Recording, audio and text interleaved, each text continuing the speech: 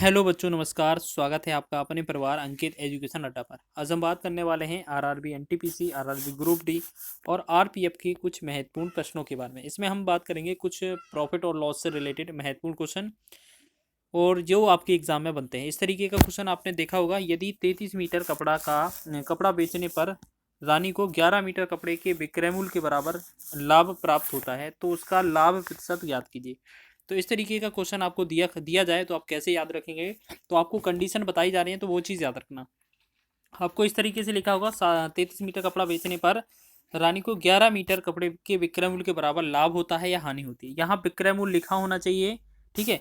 और यहाँ पर अगर आपका यहाँ पर लाभ लिखा है तो कंडीशन याद रखिए, पहले तो विक्रय मूल्य लिखा होना जरूरी है और उसके बाद यहाँ पर लाभ लिखा होगा तो आपको माइनस करना पड़ेगा और जहाँ पर हानि लिखा होगा उसमें प्लस करना पड़ेगा। अब ये चीज़ क्या है वो चीज़ समझ लें। आपको ये जो 11 मीटर मिल रहा है ना, तो 11 को आपको ऊपर लिखना है, बटा में आपको 33 लिखना है। अब 33 में क्या करना है, ये लाभ लिखा है तो इसमें माइनस करना है यही ऊपर वाला 11।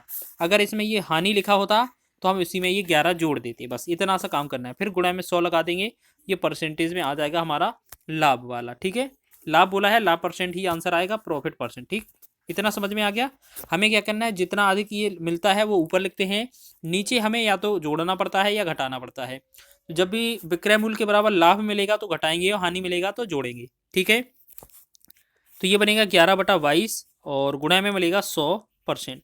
तो हम क्या कर सकते हैं, 11 एकम 11, 11 दूना 22, 2 से डिवाइड करने से 50। तो ये बनेगा हमारा कितना, 50%।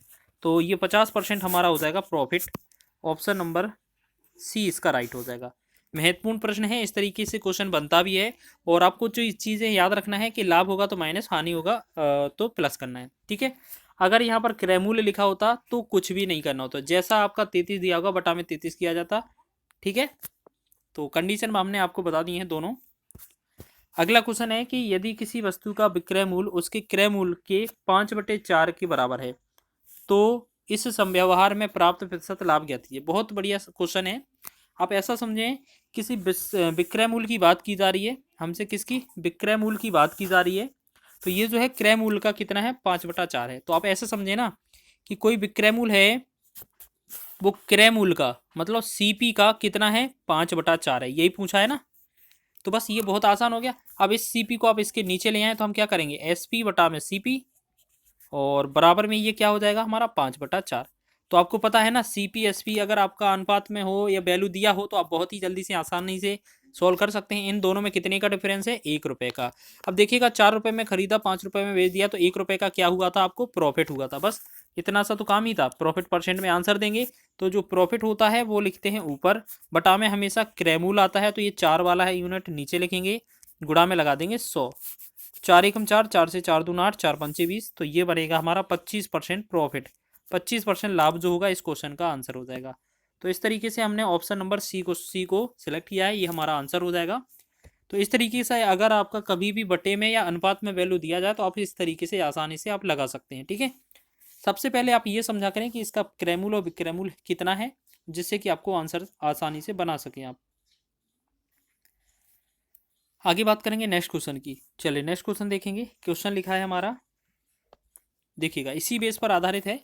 बोला है कि महती ने एक कुकर इसके अंकित मूल्य के 9/10 मूल्य पर खरीदा और इसे अंकित मूल्य से 8% अधिक मूल्य पर बेच दिया, प्रतिशत लाभ ज्ञात कीजिए। देखिएगा क्वेश्चन बहुत आसान है, आप ऐसे समझें। आपको एक तरफ लिखना है सीपी, एक तरफ लिखना है एमपी और एक तरफ लिखना है आपका एसपी, ठीक। तो बहुत ही आसान है, इनको आपको तीनों को वैल्यू समझ लेना है। आपको देखो, आपको पता है ना, जो इसका कुकर का जो खरीदा हुआ मूल्य है वो अंकित मूल्य का कितना है, 9/10 है। यानी कि जो 10 होगा वो हमारा क्या हो जाएगा, अंकित मूल्य हो जाएगा।